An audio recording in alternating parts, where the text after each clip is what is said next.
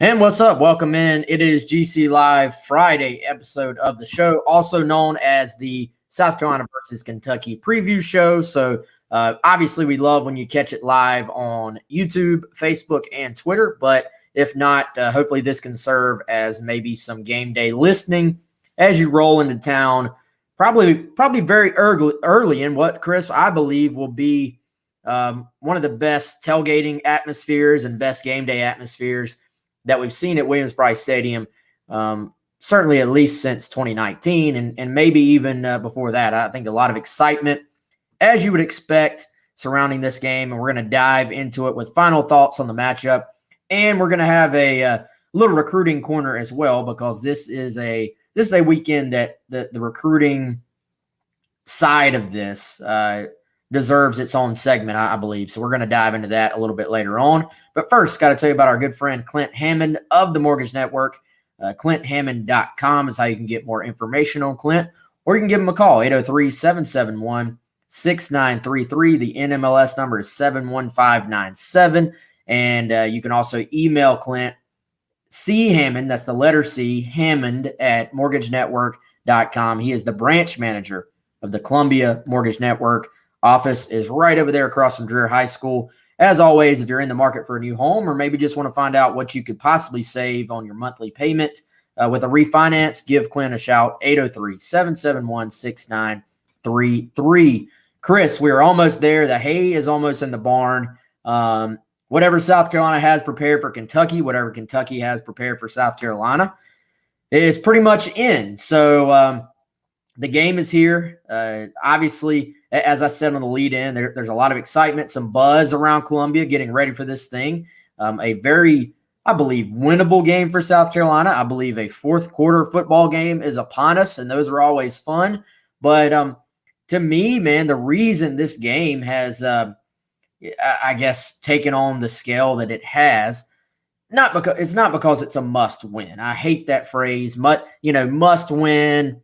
Basically, the only must wins you have for a particular football team is when it's an elimination game. Like in any other time, there's no such thing as a must win game, in my opinion, because if you have must win games in week 4 of a season, what do you do the rest of the year?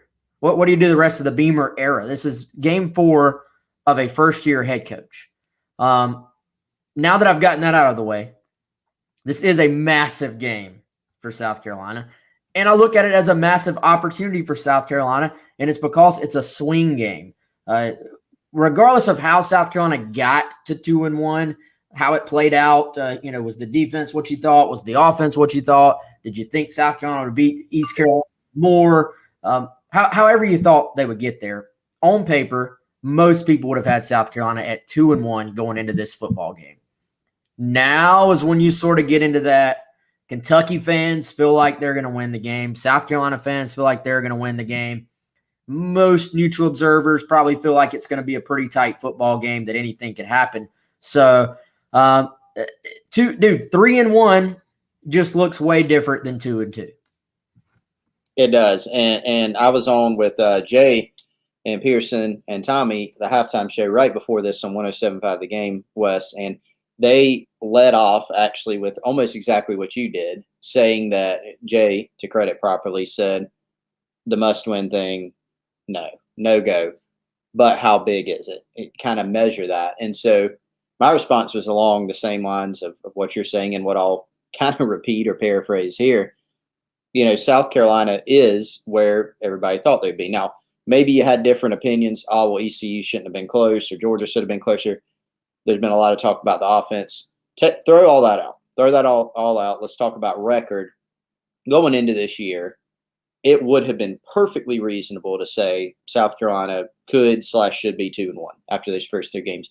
If you came in expecting to beat this Georgia team in Athens, I would recommend let's dial back the expectations, right? You needed to reset that. That was an unrealistic expectation. If it happened, great, but you didn't need to expect it. So now, Wes, where this team is they're getting into a part of the schedule where we're going to find out a little bit more about this team and where they are in terms of progress. Now it's Kentucky at home. It's Troy at home. It's at Tennessee. It's versus Vandy. Then starting on October 23rd, you got at A&M, Florida, at Missouri, another one of those potential swing games versus Auburn at home, right? And you end with Clemson. But they're getting into this stretch in the schedule where they've got some of those swing games. And those are the ones that were going to be so critical to where does this team end up. Now, if South Carolina loses against Kentucky, maybe they go lose at Missouri this year, maybe both. That isn't to throw in the towel, say this team didn't improve this season.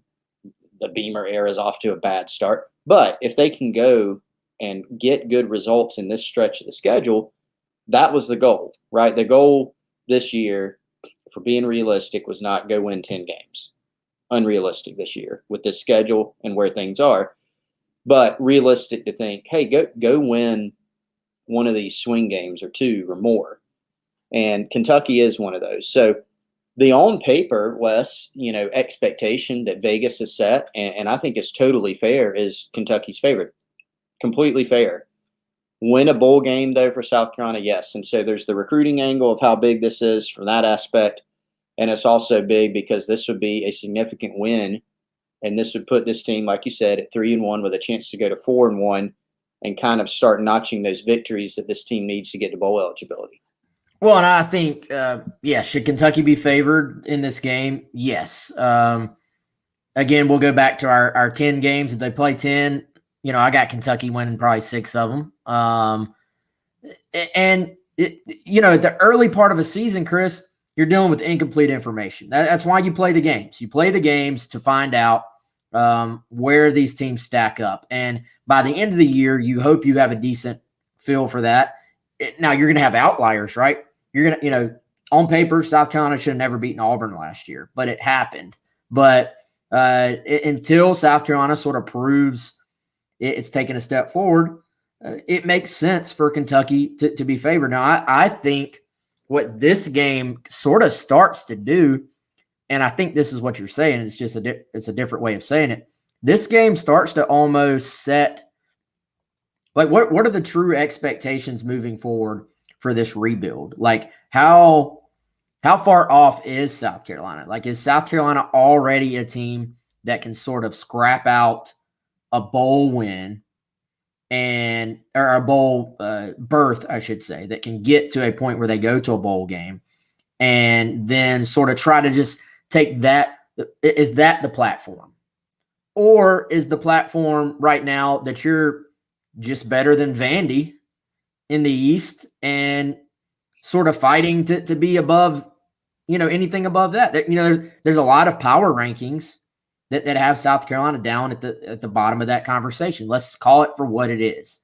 So to me, this is when you start to figure out, is South Carolina that middle of the pack SEC East team that is going to battle with Kentucky, battle with Tennessee, battle with Missouri, or are they basically a step above Vanderbilt and they're going to struggle to beat Kentucky, struggle to beat Missouri, struggle to beat Tennessee? Like, I think we start, not that one game will tell us that, but we start to find out. And I think this is the first game where we're going to have to start to see what adjustments can South Carolina make. I think, do you want to go wholesale changes offensively? That's probably good for nobody. You can't just take, and Satterfield said as much. He said, we're not going to be reactive.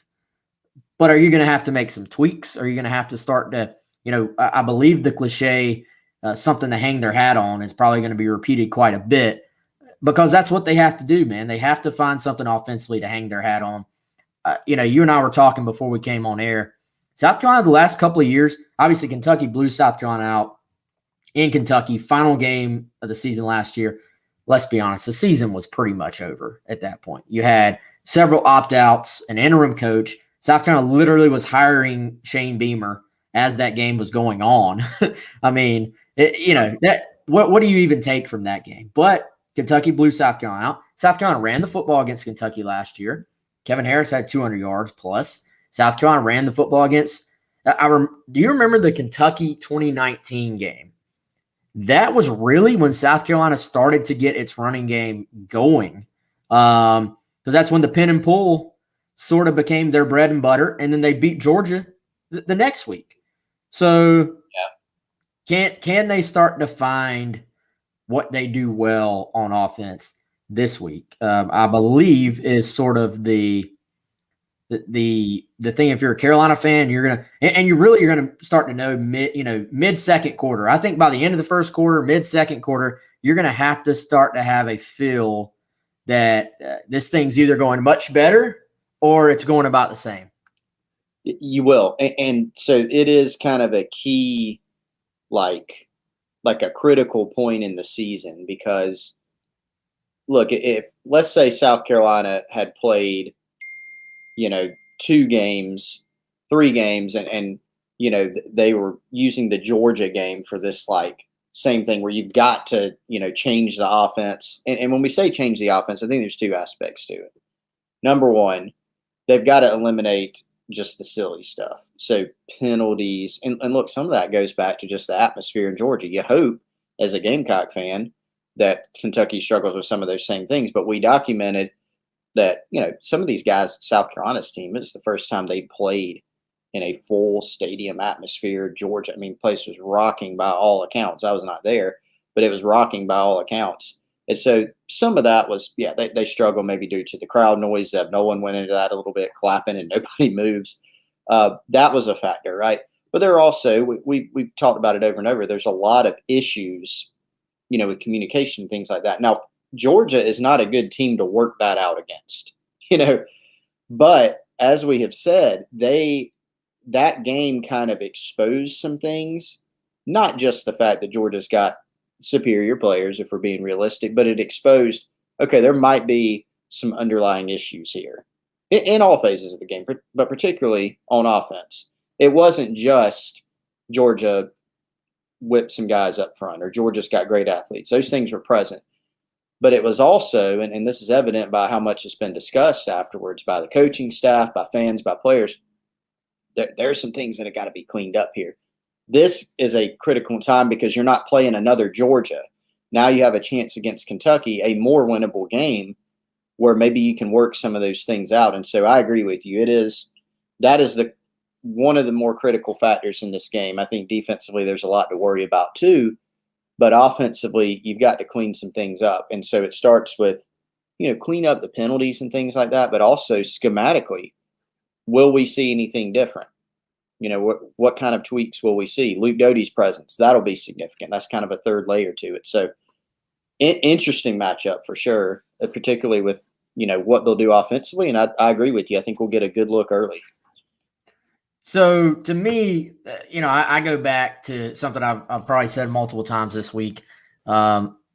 This is a game where South Carolina, and I said this on our preview day of thing that'll run on Saturday morning as well. This is a game South Carolina's fan base has got to make an impact because this is a Kentucky team that has put the ball on the ground at times. They've put the ball in danger at times, and I think that you're going to have to be opportunistic if you're South Carolina. And the way to do that, the way you force mistakes is by not just your play on the field. That's one thing that a crowd can actually have, an effect on when you have a lot of these guys that have not played in an atmosphere like they're going to play in on Saturday. So, Chris, have you seen, and I'm going to give credit here to John Clay from, I know it's Kentucky.com, but it's Lexington Herald Leader. Have you seen his article this week about Kentucky's road record under Mark Stoops? No, I vaguely remember seeing some type of statistic about that, but did not read the article. So I sound like those people I complain about on social media is not reading the article, but seeing something that I didn't read. I'm going to help you out. So John Clay says that Kentucky under Mark Stoops is 8-25 on the road against actually not against SEC opponents, against all opponents. So 8-25 on the road. That to me is probably that there's enough data there that is a bit of a trend. Now, why it happens, who you played, all that stuff, whatever. They're 6-11 more recently. So still not great. And, I was thinking yesterday when you were talking, before we had Jeff Drummond on, you were talking about sort of the patience that Kentucky showed as an administration and, the Joker Phillips years. And, I think part of Joker Phillips' issue is, like you said, he was going backwards and he was following Brooks, who had done really an excellent job there at Kentucky. But I really started to think about that number and their record under Stoops.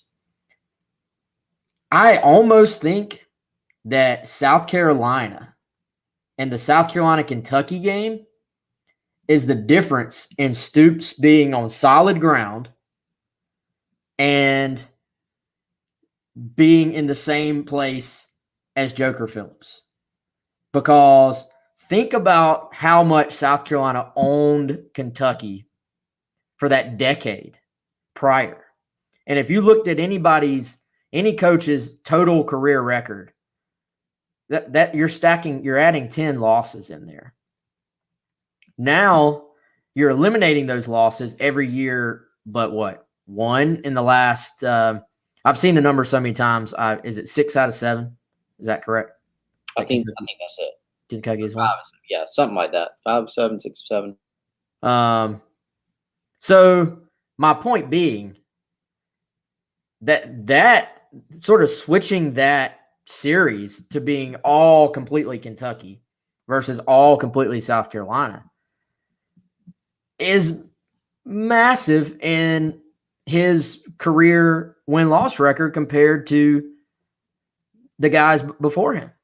So if that, to me, this game, like I said, it's not must win, but does putting yourself back in a position to be the winner in this series more often than not, which is what Kentucky has done, put that program, whether it's Kentucky or South Carolina, in a much better, easier road to the first step, bowl eligibility, than than maybe any other series in the East.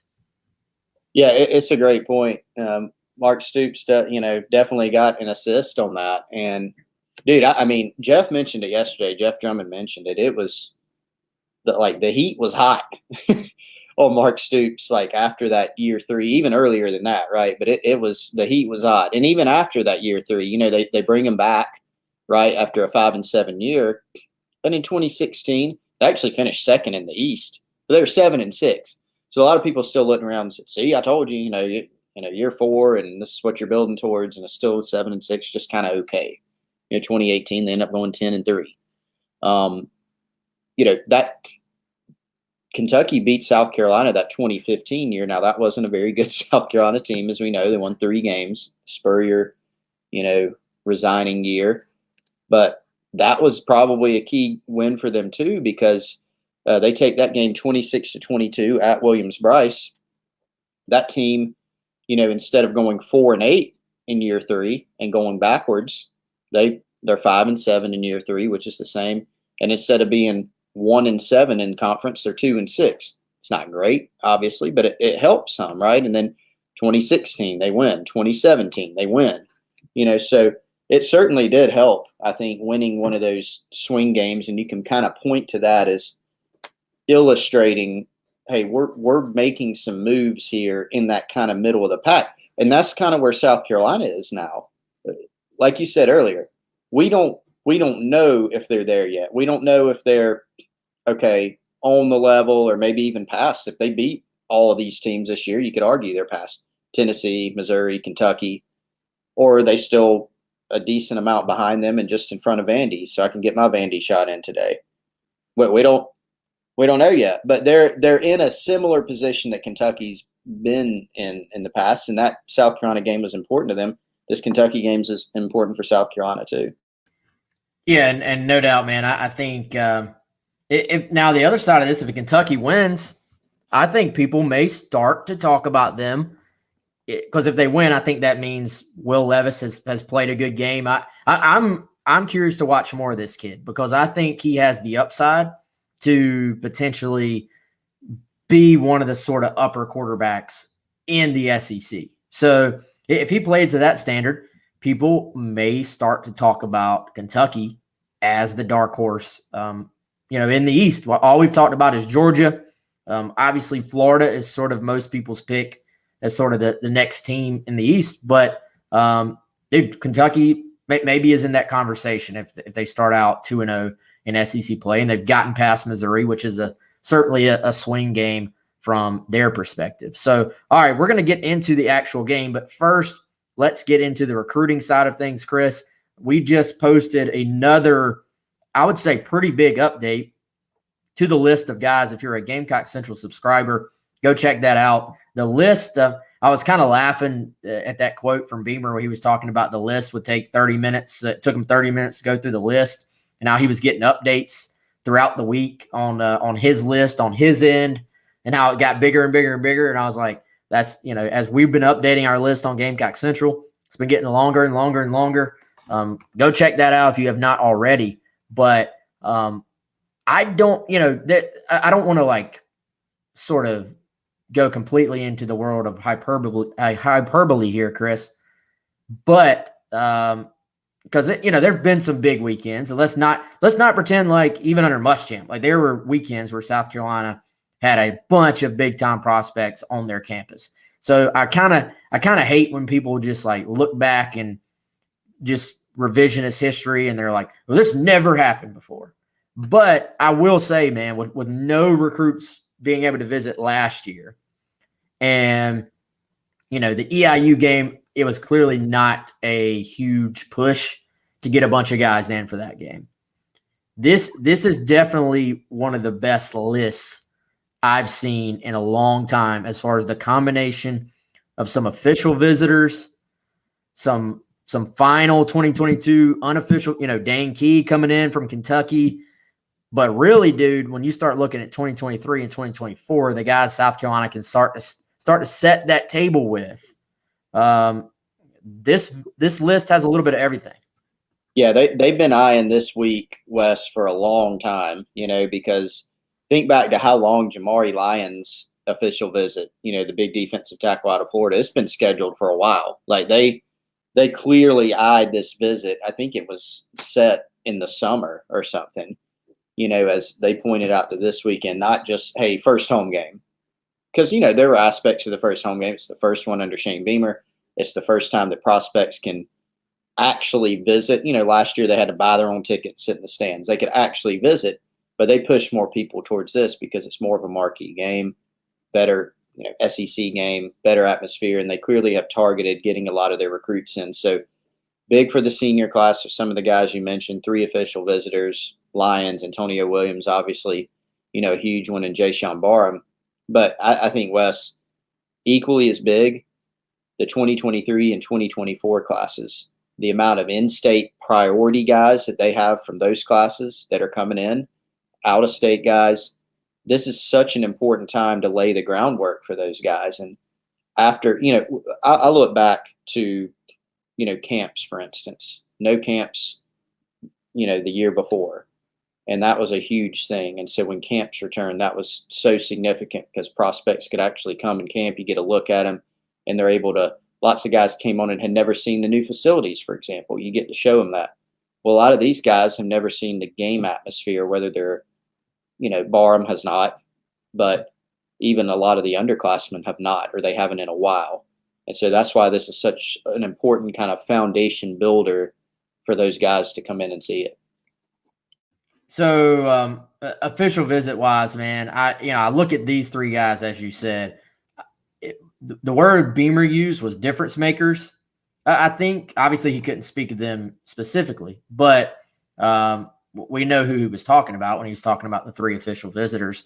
And I like that designation, man, because I look at all these guys as being fairly instant impact type players. I know certainly Antonio Williams, the amount of effort that has been put into that kid from really the moment this staff arrived, for one, has been impressive, but 2, just to me sort of shows what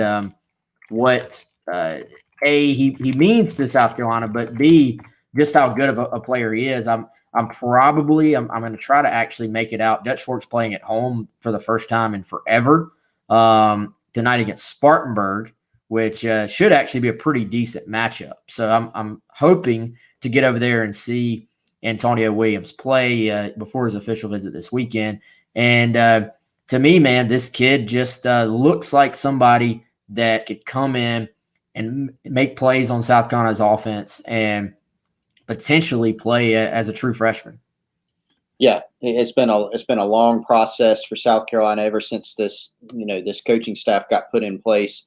Wes, that was probably the first guy that we started hearing about in terms of how big a priority he would be, and it made sense. I mean, he's a kid, attends high school right down the road, big position of need. Eric Kimry, his ties being Dutch Fork, a Dutch Fork alum. Justin Stepp obviously came in with a reputation as a really good recruiter of wide receivers. You knew he would give it his best effort. And then Shane Beamer, of course, with his talk about, wanting to make sure that they keep the best in-state guys in the state. You look at, and I'm not comparing these, but a lot of the guys that Shane Beamer has talked about in the past, when he says that I've seen it done at South Carolina, a lot of the guys that he lists off were South Carolina kids, like kids from the state of South Carolina.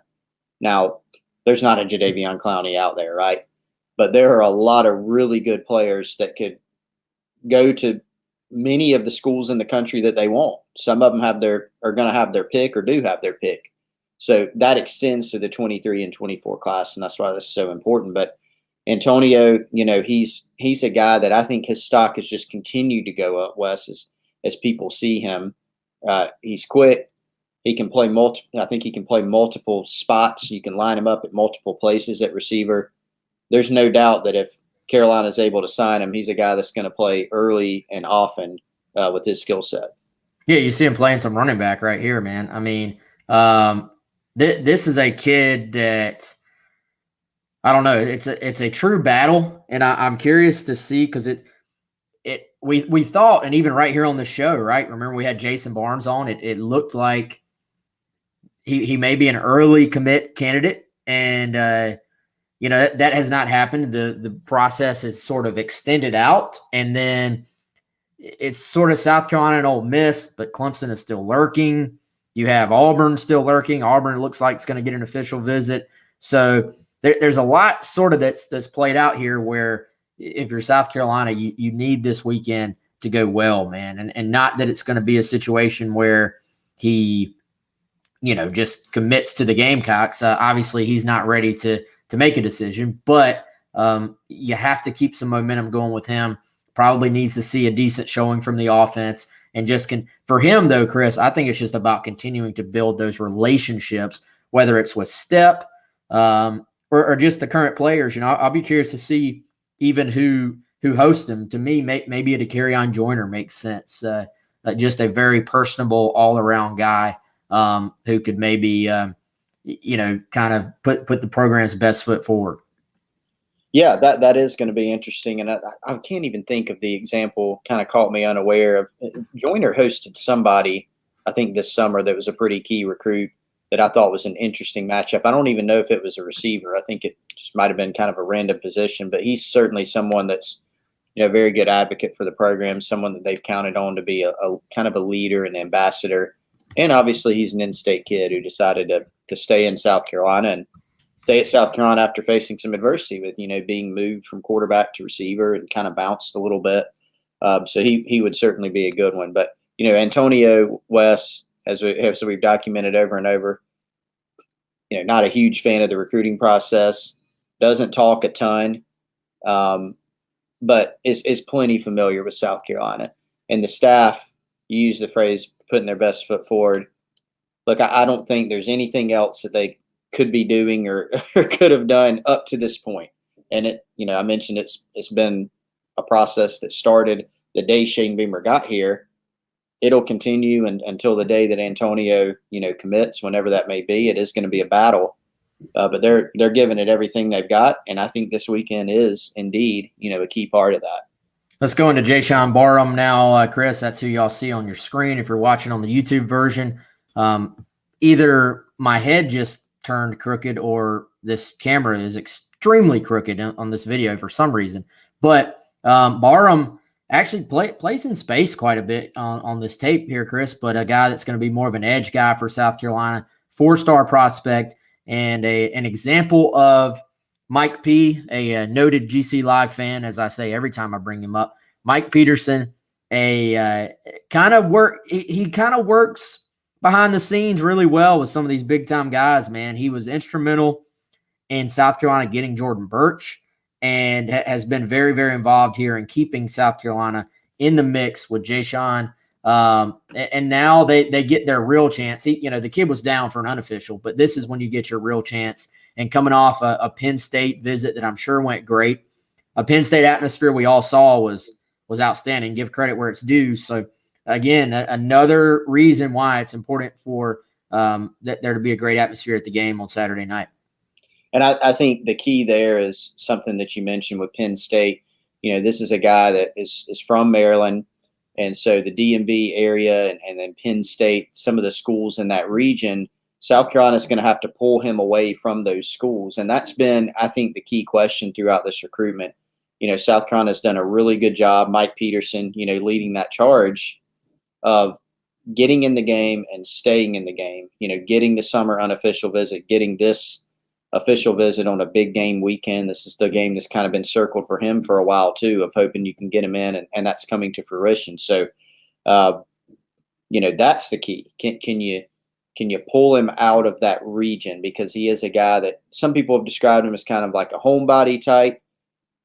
If you can get him away, South Carolina has a good chance. But obviously, with that home factor and a school like Penn State that's recruiting extremely well, just had a great atmosphere that he was at this past weekend for a really big game, that can be a tough proposition. But Mike Peterson's done a really good job with him, and they're going to continue taking a swing at this 4-star talent. Yeah, what are your thoughts on him as a player, man? Because I think, rightfully so, we all look at this South Carolina defensive front and we're impressed. We're impressed with what they've done. But in recruiting, you always kind of have to have an eye to the future. And they're already, Aaron Sterling's an older guy. J.J. Ngbari's an older guy. To me, it's very important for South Carolina to continue to add talent to those edge positions, because we may look at some positions right now and say that position's a greater need. Receiver may be a greater need. But if you really start to look, I would say, Chris, even very quickly into the future, the edge position is one they're going to have to continue to sort of stack talent. And this kid appears to be a big-time prospect. Yeah, Sterling and Ngbari being, upperclassmen.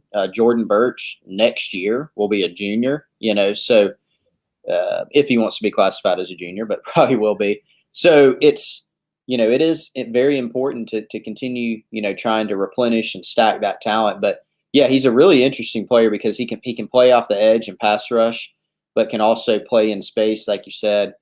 At linebacker, he does that a lot on tape. Barham's a personal favorite of our buddy Kev Roche, Wes. He is a big fan, has him on kind of his hot board.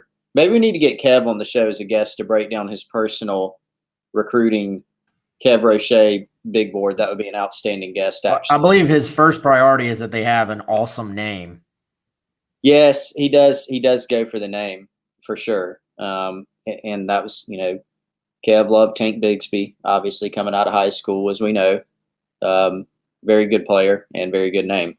Didn't work out, but yeah, Jayshawn Barham, obviously a really cool name, good football name, but good player, man. I mean, this is someone who, when you watch how he moves and the different things he can do, he'd be a really nice kind of canvas for Mike Peterson to paint on, so to speak, if they're able to get him. So I think it's going to be a battle, but they're in the mix, and I think that's all you can ask for, is to have a shot for a kid that's out of state like this, getting them in on an official visit on a key weekend like this.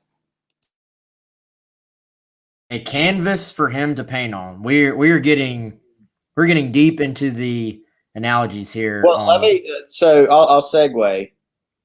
Not a canvas to paint on, but a canvas of sorts for your feet. Dead Soxy? Is that it was okay. Not as good as yesterday. But Gamecock fans, go to deadsoxy.com, DEADSOXY.com. We are partnered with them for the 2021 season once again. Great group over there at Dead Soxy, and they happen to make fabulous socks. So you can see some of them there on your screen, but they have tons. Men's, women's, athletic, no-shows. They've got dress socks. And the good news is you can get 25% off your entire order with your promo code cocky at deadsoxy.com.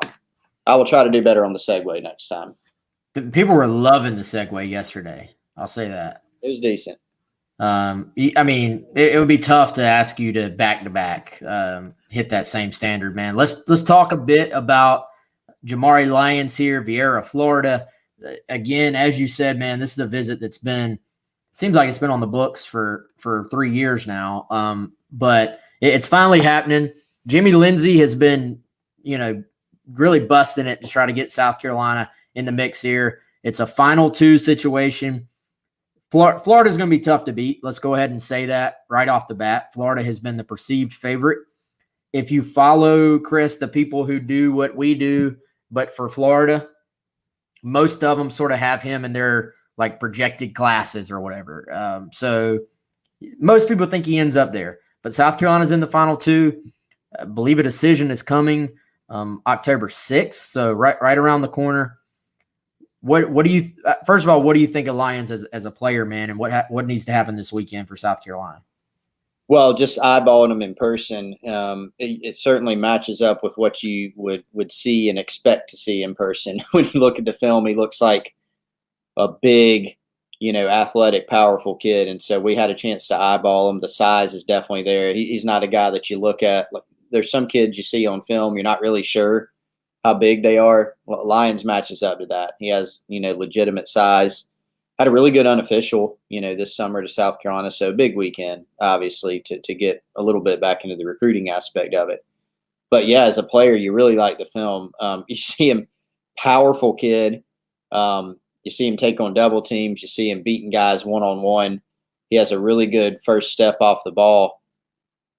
I'll go back to my phrase, Wes. A lot to like about this guy. A lot to like about him. But I do agree. Florida, the people around Florida seem to feel pretty good about it. Jamari Lyons has even named Florida as his leader at times. And he struck up a friendship with Gervon Dexter, who's one of the really good defensive linemen at Florida.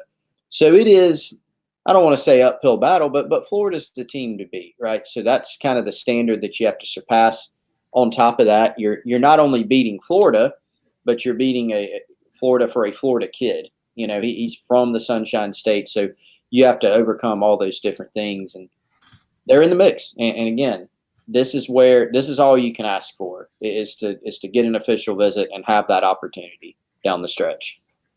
Yeah, and I like his size, man. This is a guy that adds some legitimate height to that position, legitimate SEC defensive tackle size. So I think that's something South Carolina is trying to add. I did appreciate somebody on Facebook a few minutes ago saying that they have not seen much on recruiting and said that there's 3 big recruits coming, but that they could not name them.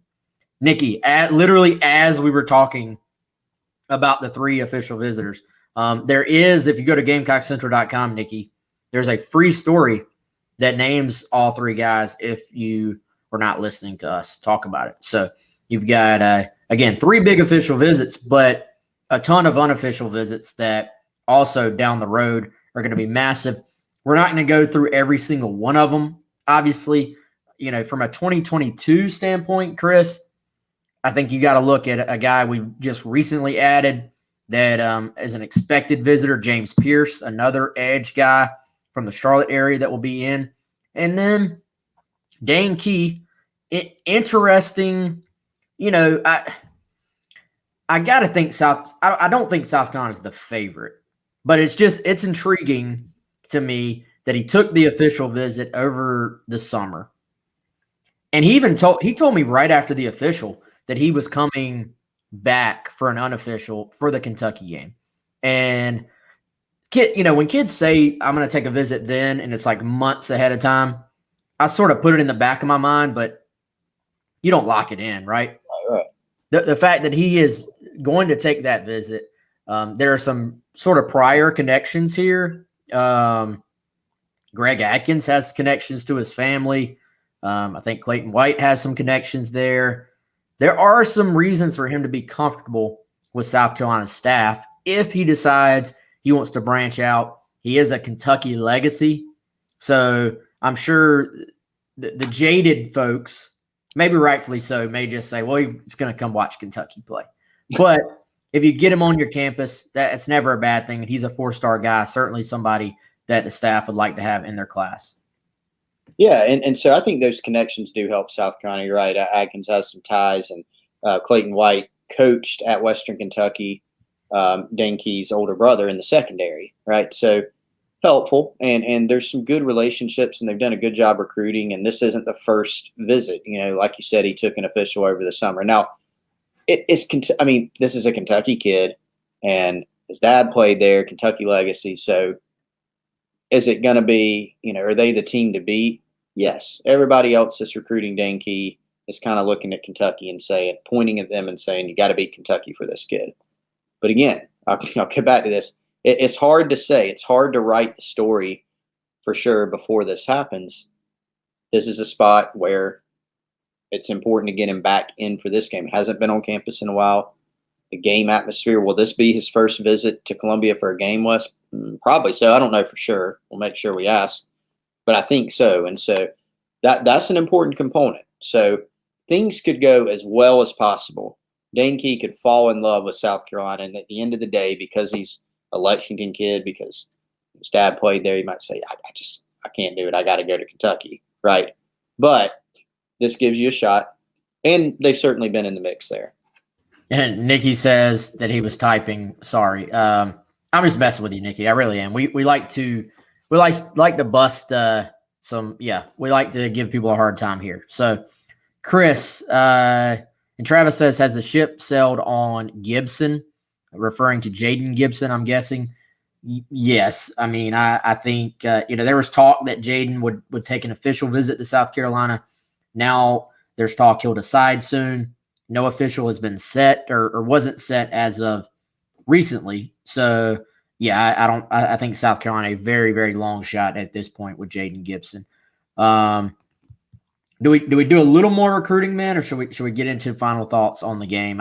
I do have to mention, we don't have to go in depth on this, but the level of quarterbacks they're going to be at South Carolina tomorrow, dude. I mean, we've talked about Dylan Lonergan, how good this kid is. I mean, he has emerged as sort of the priority 2023 guy. But then the top 2 quarterbacks in the state of South Carolina for 2024, Jaden Bradford and Jaden Davis, both going to be on campus. Pro Franklin, the 2022 kid from Greenville, who's a good player in his own right, will be on campus. I don't know if Braden Davis is in this week or not, the South Carolina commit, but he was at the first game for South Carolina. So, but dude, the quarterback talent that will be on campus all at one time is off the charts for South Carolina on Saturday. Yeah, that's a significant storyline. It's Pro Franklin's a guy that, man, the staff likes him a good bit. And if there were at some point room for a second quarterback, he would be a guy to watch in this class. But right now, I don't think so. We'll see kind of how things play out as time goes on. But you got Davis committed. Obviously, Lonergan, who you're playing some clips of here, Eric Kimry has that school. Brookwood head coach Philip Jones actually played at South Carolina and knows Eric Kimry quite well. And so Kimry's got that school on the recruiting trail and scouted Lonergan recently. We saw him this summer in Camp West. Marcus Satterfield was watching him closely, and he put on an impressive performance. Really good baseball player also. So he's one of these guys that we see a lot of this from quarterbacks nowadays. He can throw the ball on the run. He can run it. He can throw it from different arm angles and has a lot of natural, talent as he throws it. So you put him on campus, a guy that South Carolina's got a really good chance with, and then you also factor in those 2, underclassmen from the Palmetto State and Jaden Davis and Jaden Bradford. It's a really, really interesting group and a group that has a lot of talent. Yeah, this film you're watching right now is actually from the first 4 games of his current season. So yeah, these are Travis asking if that's new. Yes, brand new film, and kid is talented, man. I think with him, the thing is just, can you avoid baseball? Can you avoid Major League Baseball? Because he's going to have a decision to make there. Does he want to go be, a high draft pick in Major League Baseball, or does he want to go play college football? So that's something to keep an eye on with Dylan. But if you're South Carolina, man, this kid's good enough that you take your chances. I think you take your chances and roll with it, because he is a potential program changer. And he's a pro style quarterback, but actually, as you see in this clip, I think sort of demonstrates his ability to get out of the pocket a little bit, throw on the run, take off running, and do some things there. Quick release as well. Smart kid. Kind of just has it all that you're looking at the quarterback position. All right, let's get into final thoughts on South Carolina versus Kentucky. We'll close out this Friday show. And Chris, I've been trying to think in terms of matchups, man, and keys to victory you can read about on Gamecock Central. We'll have that story up as soon as this show is over. And matchups to watch for me. I start, again, we talked about it all week, with Wan'Dale Robinson. And, can South Carolina's nickelbacks keep up with him, or can South Carolina come up with a plan to neutralize him? And then for me, I was writing some of these things down earlier, man. For me, the right tackle, Darian Kennard, is it Kennard or Kennard? Do you know? I think it's Kennard, but don't quote me on it. All right, well, I am quoting you on it. Darian Kennard. I read about these guys, but I don't always hear how exactly to say their name, which is bad for an audio video show. But y'all have to bear with me. We do try to at least do our research on guys to talk about for the other team. So you kind of have an All-American matchup here, man, with him against JJ Enagbare at least about half the time. I actually went and checked PFF because I wanted to see what percentage of the time does Enagbare line up on what would be the defense's left side, which then would be in front of Kennard, versus the other side. It's about a 50-50 split. So whichever guy, is it Aaron Sterling? Is it JJ? Is it Jordan Strong? Is it Jordan Birch? It's going to be several guys will be rotating in. But this guy against South Carolina's edge, ends, whatever you want to call them, is another key matchup for me. What do you think about those matchups, and do you have any key matchups, man? Yeah, I mean, you definitely stole one of mine, and Robinson versus pick your Gamecock defender. Pick your DB. Yeah, pick your defenders and then go from there. That's a guy that you've got to contain. I think it's tougher to pick an individual in the D line because that's such a collective, group. But I think we've talked all week about affecting Will Levis. That's going to be up to the D line largely to do that. Now the secondary, the linebackers, I mean, all that's going to work hand in hand. But ultimately, if the defensive line's having a good night and they're able to harass him, your chances of having a better outcome are significant. So that's not kind of a one-on-one. That's more of a group effort, a tag team effort on him. To stick with the wrestling analogy, you want to make that a handicap match. You want to be able to have multiple defenders kind of running at him and affecting, his ability to throw the deep ball, his ability to scramble around. That's certainly something you got to do. For me, Wes, on offense, when I think about this offensively, I don't think as much of Josh Vann versus Yusuf Corker, any of their DBs, Cedric Dort at corner. I don't think about that as much. I think about more of the collective of this offensive line in the front and all that working together. So I don't really have a specific matchup on offense as much as this offense just needs to be clicking much better than we've seen and be able to be more balanced than we've seen. Yeah, dude, I look at there's all types of different ways we could sort of structure saying the same thing, basically. South Carolina's offensive line versus Kentucky's defensive line. South Carolina's really South Carolina's offensive coaches, like, the game plan versus Stoops and those defensive coaches. Luke Doty versus the Kentucky scheme, like how well can he quickly process what they're in and find the openings and what will be, I believe, a pretty heavy zone defense. It always is. So, this is actually, now it was a terrible game for South Carolina last year.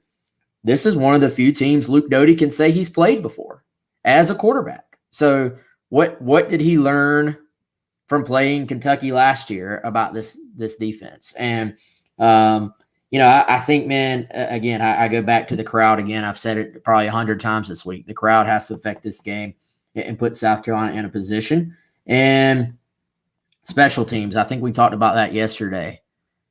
We may talk about this every week, but can South Carolina, can Pete Limbo and the guys on that side find that on-film advantage, that little thing that maybe gives you an edge in this game that goes, in my opinion, even beyond just executing better on special teams, which I think South Carolina has executed pretty darn well on special teams so far, especially considering this was a defense that we weren't really necessarily sure about coming in, especially at the linebacker position. As many linebackers and safeties as you need, to be good on special teams usually. I think those guys have played above their heads, honestly, on special teams. But can they find a schematic advantage somewhere on special teams, man? Yeah, and we talked to Jeff Drummond at Cats Illustrated about that yesterday and asked him about special teams. Kind of boring, and so in some ways that's good. But if the feel right now is that special teams have not been super impactful, South Carolina's made some impacts there that we've seen in multiple games. There's been certain things in each game that you can point to, especially in the first two, EIU and ECU. So is that an area that can you do something? Can you cause a turnover? Can you get a return that maybe it's not a touchdown, but it gets you in good field position on a kick return? Are there some hidden yards to steal that maybe people aren't really talking about that after the game, but it ended up being a significant part of the process? Can you continue limiting the other teams with what they do in the return game? That's, potentially a significant issue. So I think special teams is definitely an area where you're not going to be able to pick out individual matchups, but it's certainly something to watch, in this one. Yeah, no doubt, man. All right, so that's going to do it for the Friday episode of the show / Kentucky preview / big recruiting weekend preview. We'll have plenty more on GamecockCentral.com. If you have not already, go check out that complete list. Just before, actually, as we were going on air, I added a bunch more names on there. So lots going on GamecockCentral.com. SEC Nation in town, live from the Horseshoe at some point on Saturday, and just a really busy, really fun weekend, I think. So everybody listening, you'll have a great time. Enjoy it. Soak it up. Fall weather is here too. It's going to be really fun. Hopefully we'll run into some of you out there around the game and in the stadium. And until Monday, y'all enjoy it and have a great weekend. For Chris, I'm Wes, and we'll see you Monday.